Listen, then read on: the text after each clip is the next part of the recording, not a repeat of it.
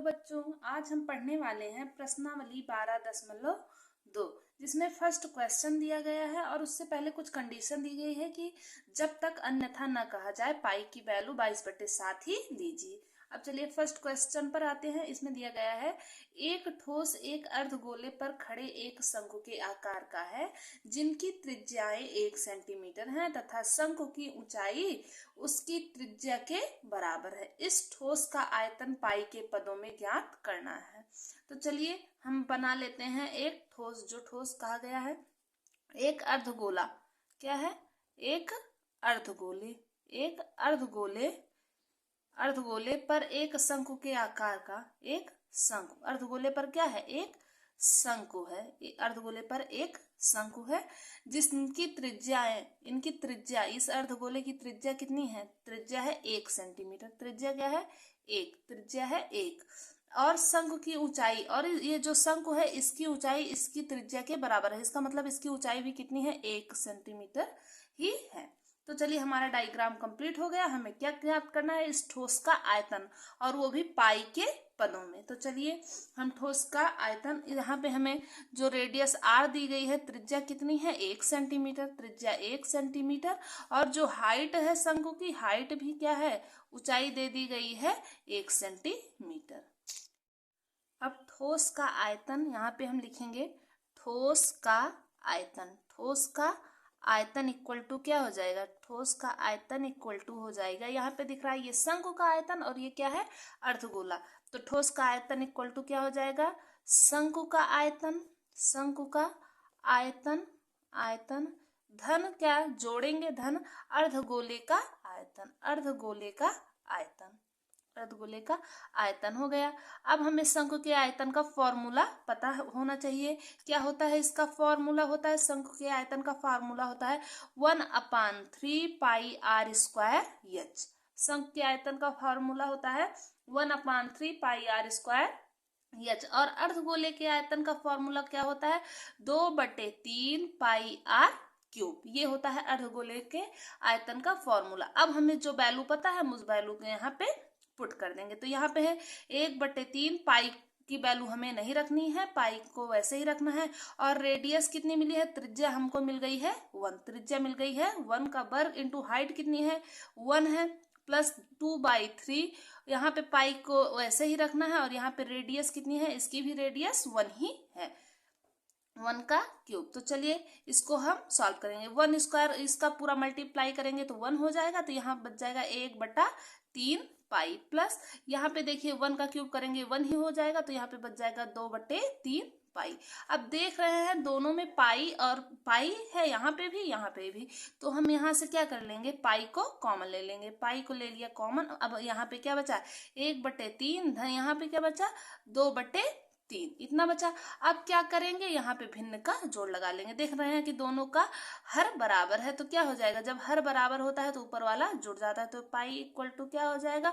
2 1 3/3, 3/3, 3 1 3। यहाँ से क्या आ गया? Pi into 1, pi into 1। तो इसकी वैल्यू क्या आ जाएगी? पाई सेंटीमीटर स्क्वायर, या पाई वैसे ही पाई आंसर इसका आ गया। आइए पढ़ते हैं हम क्वेश्चन नंबर 2, जिसमें दिया गया है एक इंजीनियरिंग के विद्यार्थी रचेल से एक पतली एल्युमिनियम की शीट का प्रयोग करते हुए एक मॉडल बनाने को कहा गया है जो एक ऐसे बेलन के आकार का हो जिसके दोनों सिरों पर 2 शंकु जुड़े हुए हों। इस मॉडल का व्यास 3 सेंटीमीटर है और इसकी लंबाई 12 सेंटीमीटर है। यदि प्रत्येक शंकु की ऊंचाई 2 सेंटीमीटर है तो रचेल द्वारा बनाए गए मॉडल में अंतर्विष्ट हवा का आयतन ज्ञात कीजिए। हमें क्या ज्ञात करना है? आयतन ज्ञात करना है। तो चलिए हम इसका डायग्राम बनाते हैं। क्या है कि एक बेलन है, एक बेलन के ऊपर एक बेलन है जिसके ऊपर 2 शंकु, जिसके दोनों सिरे पर एक शंकु, यहाँ पे एक शंकु और दूसरा यहाँ पे शंकु लगा हुआ है। और इस मॉडल का व्यास, ये व्यास क्या है? 3 सेंटीमीटर है। जो पूरा मॉडल है इसका व्यास कितना है? या ये व्यास मतलब ये पूरा जो है ये कितना है? 3 सेंटीमीटर है। इसकी लंबाई कितनी है? इसकी टोटल लंबाई कितनी है? 12 सेंटीमीटर है। इसकी टोटल लंबाई 12 सेंटीमीटर है। यदि प्रत्येक शंकु की ऊंचाई 2 सेंटीमीटर, ये जो शंकु है, अगर इस शंकु की हाइट कितनी है, ऊंचाई है 2 सेंटीमीटर, 2 सेंटीमीटर इसकी ऊंचाई है इस शंकु की, 2 सेंटीमीटर। तो रचेल द्वारा बनाए गए मॉडल में अंतर्विष्ट हवा का आयतन, तो हमें आयतन ज्ञात करना है। देखिए इसकी हाइट 2 सेंटीमीटर हो गई। अब अगर हमें व्यास दिया गया है, व्यास कितना दिया गया है, यहाँ पे व्यास इक्वल टू दिया गया है 3 सेंटीमीटर, व्यास दिया गया है 3 सेंटीमीटर, तो हमें यहाँ से त्रिज्या पता चल जाएगी। त्रिज्या क्या हो जाएगी, 3/2 मतलब 1.5 सेंटीमीटर। इसकी त्रिज्या क्या कितनी हो जाएगी, 1.5 त्रिज्या हो जाएगी 1.5। अब हमें इसकी त्रिज्या पता चल गई और शंकु की ऊंचाई पता चल गई दोनों, लेकिन बेलन की ऊंचाई अभी हमें पता नहीं है। तो यहाँ पे टोटल 12 है। अगर 12 में से ये 2 इधर शंकु की ऊंचाई और इधर शंकु की ऊंचाई, 2 इधर 2 इधर 4, 12 में से अगर 4 घटा देंगे तो कितना हो जाएगा, 8 सेंटीमीटर। ये किसकी ऊंचाई हो जाएगी, ये बेलन की ऊंचाई हो जाएगी। अब चलिए हमें क्या ज्ञात करना है, इसका आयतन। हमारा ये फिगर कंप्लीट हो गया। अब चलिए हम इसके आयतन को निकालते हैं। तो यहाँ पे लिखेंगे मॉडल का आयतन, मॉडल का आयतन, मॉडल का आयतन इक्वल टू क्या हो जाएगा, आयतन इक्वल टू हो जाएगा, ये पहले बेलन का आयतन, बेलन का आयतन, बेलन का आयतन, बेलन का आयतन धन क्या हो जाएगा, कितने शंकु हैं, एक शंकु इधर एक शंकु इधर, धन 2 शंकु का आयतन, शंकु का आयतन, 2 शंकु का आयतन, ये हो गया। अब यहाँ पे हमें बेलन के आयतन के लिए फॉर्मूला पता है, क्या होता है बेलन के आयतन का, πr² एच इसका फॉर्मूला होता है, धन 2 शंकु के आयतन का फॉर्मूला कितना होता है, 1/3 πr² एच इस शंकु के आयतन का फॉर्मूला होता है। तो चलिए जो हमें इसकी वैल्यू पता है उसे हम पुट कर देते हैं। यहाँ पे पहले पाई हम ऐसे ही रहने देते हैं, पाई के भी वैल्यू नहीं पुट करेंगे।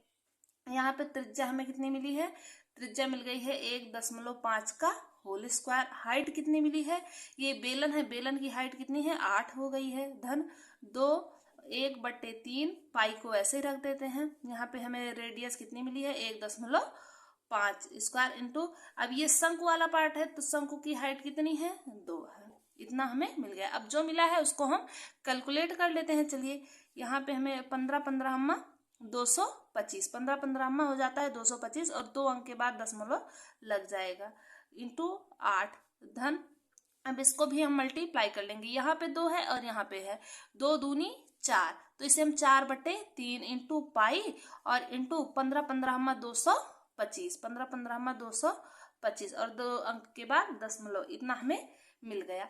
अब चलिए यहाँ पे देखिए पाई दिख रहा है, यहाँ पे भी पाई दिख रहा है। अब इस पाई को हम कर लेंगे कॉमन, तो यहाँ से हम पाई कॉमन कर लेते हैं। यहाँ पे बच गया 2.25 इंटू 8, फिर धन यहाँ पे बच गया 4/3 गुणे 2.25, इतना बच गया। अब इसको अंदर में हम जो है मल्टीप्लाई कर लेंगे। यहाँ पे पाई है, अब इसको मल्टीप्लाई करेंगे, 8 5 40 के 0 हासिल 4, 8 दूनी 16, 4 20 के 0 हासिल 2, 8 दूनी 16, 16 में 2 18, 18.00 धन।